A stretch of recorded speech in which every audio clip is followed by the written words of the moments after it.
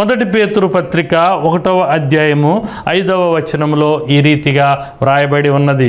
అక్కడ అంటూ ఉన్నాడు, కడవరి కాలమందు బయలుపరచబడుటకు సిద్ధముగానున్న రక్షణ ఇప్పుడు ప్రవేశించటానికి మనకు అనుమతి ఇచ్చింది, కానీ అది కడవరి కాలమునందు మాత్రమే బయలుపరచబడిద్ది, విడుదల చేయబడిద్ది, మనకు అనుగ్రహింపబడుతుంది.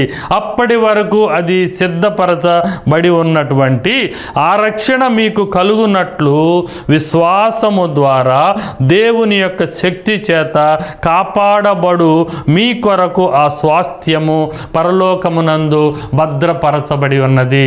2 ప్రాముఖ్యమైనటువంటి ప్రక్రియలు. ఒకటి, మనము దేవుని బిడ్డగా విశ్వాసము కలిగి ఉండట ద్వారా. రెండవది, దేవుని శక్తి ద్వారా ఈ రక్షణ యొక్క స్వాస్థ్యమైనటువంటి పరలోకము మనకు భద్రపరచబడి ఉన్నది అంటాడు.